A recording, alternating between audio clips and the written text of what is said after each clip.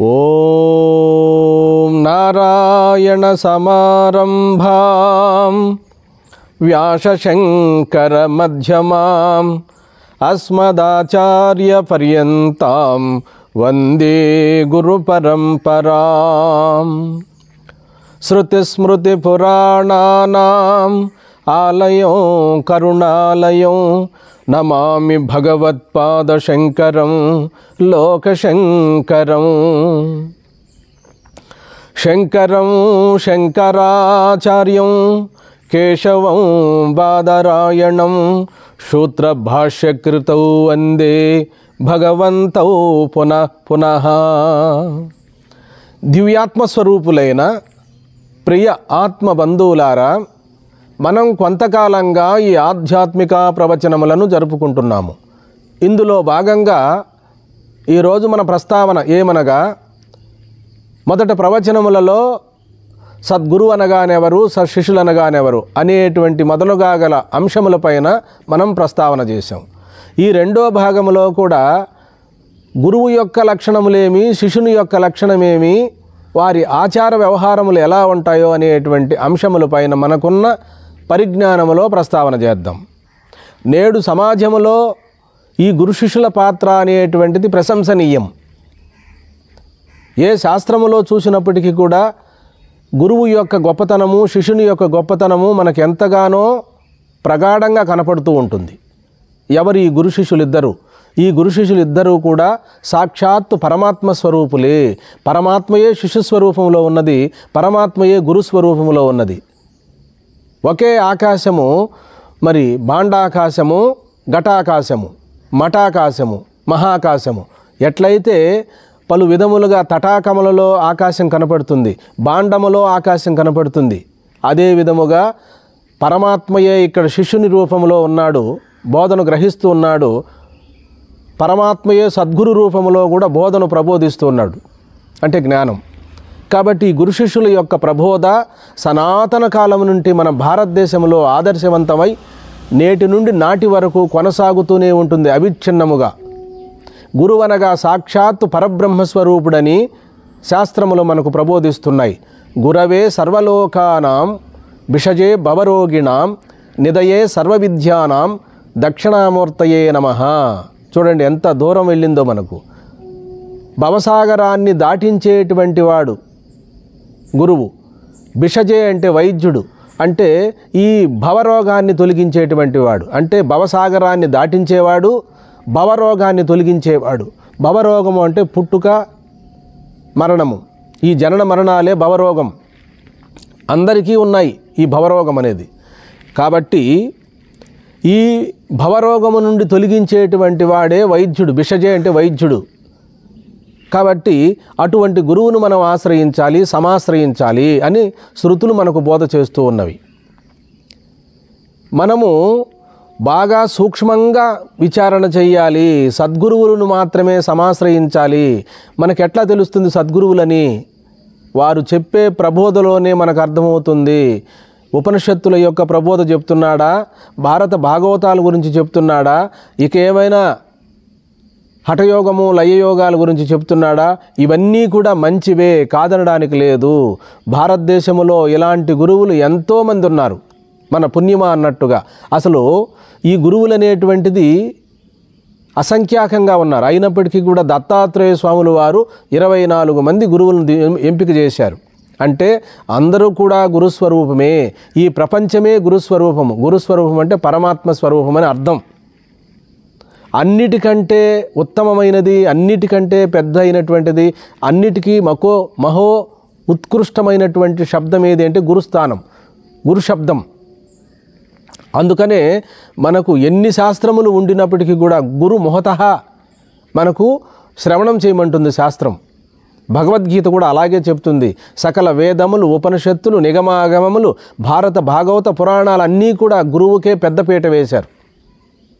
గురువంటే సాక్షాత్తు పరబ్రహ్మస్వరూపుడని, గురువంటే సాక్షాత్తు పరమాత్మ స్వరూపుడని మనకు వేదములు, ఉపనిషత్తులు ప్రబోధిస్తూ ఉన్నవి.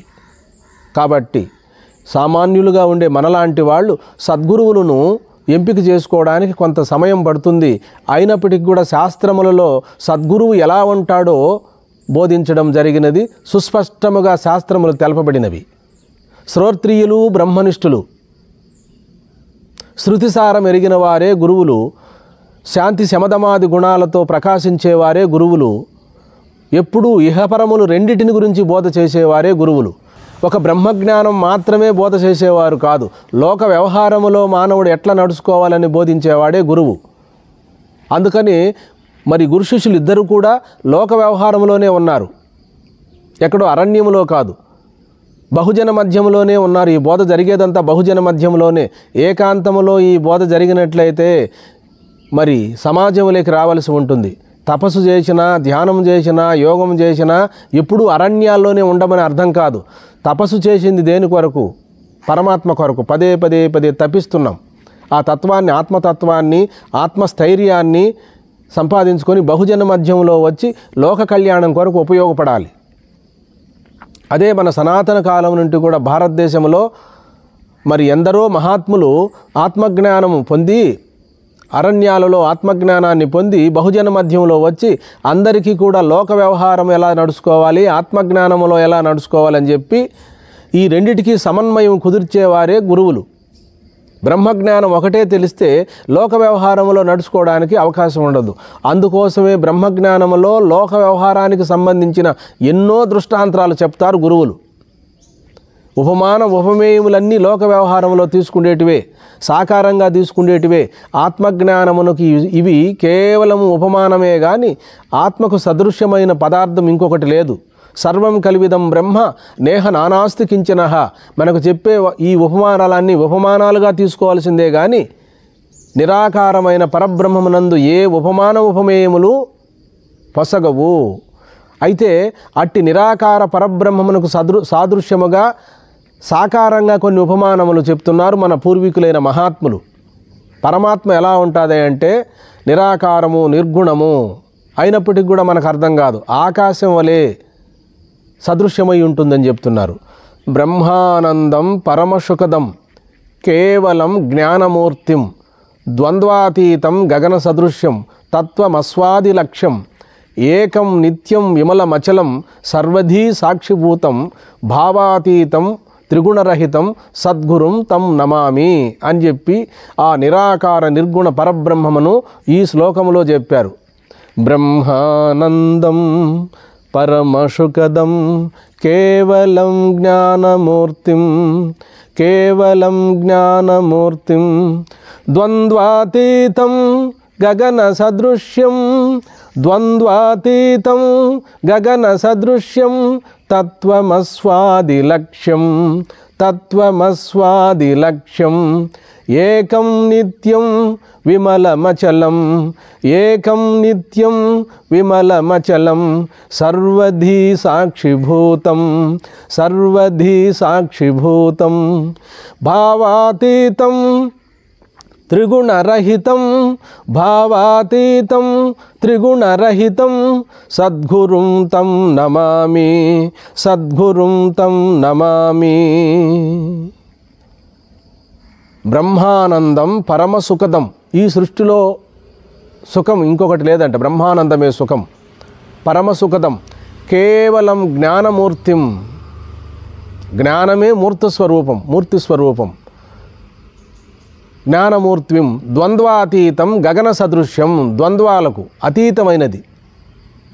గగన సదృశ్యం ఆకాశాన్ని చెప్పారు. నిరాకారమైన బ్రహ్మాన్ని ఎట్లా తెలుసుకోవాలంటే గగన సదృశ్యం తత్వమస్వాది లక్ష్యం. తత్వమస్యాది లక్ష్యం అన్నారు, తత్వమస్వాది లక్ష్యం అని కూడా అంటున్నారు, విశ్వాతీతం అని కూడా అంటున్నారు. ఎట్లయితేనే అర్థం మాత్రం ఒకటే. విశ్వాతీతం గగన సదృశ్యం తత్వమస్వాది లక్ష్యం ఏకం నిత్యం విమలమచలం సర్వధీ సాక్షిభూతం. భావమునకు అభావమునకు కూడా సాక్షిగా ఉన్నది. భావాతీతం సద్గురుం తం నమామి అన్నారు. కాబట్టి ఇటువంటి తత్వాన్ని, ఆ నిర్గుణ నిరాకారమైన బ్రహ్మతత్వాన్ని సులభగ్రాహ్యముగా సద్గురువులు తమ శిష్యులకు బోధ చేయాలి. వారి మనోపరిపక్వతను అనుసరించి గురువులు బోధ చేయాలి. వచ్చిన వెంటనే శిష్యులకు ఆత్మజ్ఞానం బోధిస్తే అది వాళ్లకు శిరోవేదనగా ఉంటుంది, అర్థం కాదు. ఇంకొక గురువు దగ్గరికి వెళ్ళిపోతారు. సాధన ఎక్కువ ఇష్టపడతారు. ఎవరు సాధకులుగా ఉండేవాళ్ళు ధ్యానం చేయాలి, యోగం చేయాలి, ప్రాణాయామం చేయాలి, శాంభవి ముద్రతో దృష్టిని ఆర్చకుండా 3 గంటలు కూర్చోవాలి, కుండలిని శక్తిని మేలుకొల్పాలి అని వివిధ ఆపోహలతో ఉంటారు శిష్యులు. అనేక సంశయాలతో ఉంటారు, అనేక సంకల్ప వికల్పాలతో ఉంటారు. అప్పుడు గురువు నిజ నిర్ధారణ, వారికి ఏ సాధన అవసరమో అనేటువంటిది గురువే గమనించి ఏ భూమికల్లో ఉండాడు శిష్యుడు అని గమనించి వారికి మెల్లమెల్లగా హితోపదేశం చేయాలి. అదే ఉపదేశం. ఓం నమశివాయ అని చెవిలో మంత్రాన్ని చెప్పేసినంత మాత్రాన ఉపదేశం కాదు. మంత్రోపదేశం చేసిన తర్వాత హితోపదేశం అనేది ఒకటి ఉంది. ఈ సమాజంలో ఎట్ల మానవుడు బ్రతకాలి, శిష్యుడు ఎలా జీవించాలి, గురువుకు ఏ విధముగా సేవ చేయాలి, దైవమునకు ఏ విధముగా సేవ చేయాలి, సమాజానికి ఏ విధముగా సేవ చేయాలి, ఏ విధముగా మానవుడు మసులుకోవాలి సమాజంలో అని ప్రతి అంశాన్ని కూడా కూలాంకషముగా సద్గురువులు బోధ చేయాలి. తమ శిష్యుల యోగ్యతను అనుసరించి దానికి విసుగు విరామం లేకుండా శ్రద్ధగా వినాలి శిష్యులు. వెంటనే నాకు సరైన బోధ అందలేదని ఇంకొక గురువు దగ్గరకు వెళ్ళకూడదు. మొట్టమొదటనే మనం గురువుని ఎంపిక చేసుకోవాలి. ఈ గురువు అద్వైతాన్ని బోధ చేస్తున్నాడా, ఈ గురువు ఉపనిషత్తుల యొక్క బోధ చెప్తున్నాడా లేదా అనేటువంటి విషయాన్ని ముందుగానే గురువుల దగ్గర శిష్యులు తెలుసుకోవాలి. అలా 3 సంవత్సరాలు కానీ 4 సంవత్సరాలు కానీ 5 సంవత్సరాలు కానీ చివరకు 12 సంవత్సరాలు కానీ ఈ బ్రహ్మ విద్యను సంపూర్ణముగా గ్రహించి గురువంతటి వాడు కావాలి. గురువు యొక్క రుణము తీర్చుకోవాలంటే గురువంతటి వాడు కావాలి. గురువు బోధించిన బోధ సమాజానికి బోధ చేయాలి. అప్పుడు మాత్రమే గురువు యొక్క రుణం తీరుతుంది. కాబట్టి ఏదో మొక్కుబడిగా 2 రోజులు గురువు దగ్గర సేవ చేసి నాకేమీ అర్థం కాలేదు, ఈ గురువు మంచివాడు కాదు, ఈ గురువుకు రాగద్వేషములు ఉన్నవి, ఈ గురువుకు కోపం ఉన్నది, ఈ గురువుకు ద్వేషం ఉన్నది అని చెప్పి మనకు తెలిసి తెలియని జ్ఞానముతో గురువును పరిశోధన చేసి వెళ్ళిపోకూడదు.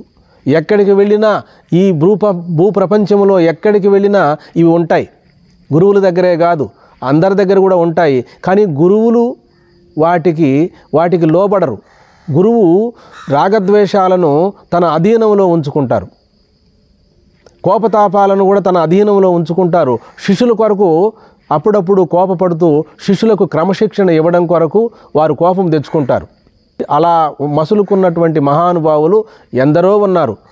ఎప్పుడూ శాంతియుతముగా ఉంటే శిష్యునకు శ్రద్ధాభక్తులు కలగవు. అందుకని కొంత కోపం ఉన్నట్లు ప్రదర్శిస్తూ ఉంటారు, ద్వేషం ఉన్నట్టు ప్రదర్శిస్తూ ఉంటారు.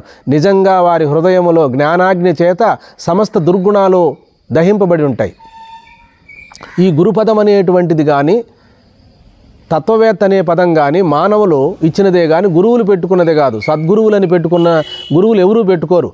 గురువులు సులభముగా బోధ చేసినప్పుడు శిష్యులకు ఆ శిష్యుల ద్వారానే సద్గురువులు ఇళ్ళు అని బోధ మాకు బాగా అర్థమైంది అని ఎదుటివారు ఇస్తారు. వీళ్ళకు ఇవి కూడా బిరుదులే. వాస్తవంగా పరమాత్మ యందు సద్గురువు కానీ ఏమీ లేవు. కేవలం అక్కడ నిరాకార నిర్గుణమైన బ్రహ్మమే ఈ ఉపాధిలో సత్యాన్ని ప్రబోధించడం వల్ల సద్గురువులు అవుతున్నారు. పరమహంసలు, పరివ్రాజకులు, యోగులు, మునులు, మునీశ్వరులు అనే పదాలన్నీ కూడా బిరుదులే కానీ వాస్తవం కాదు.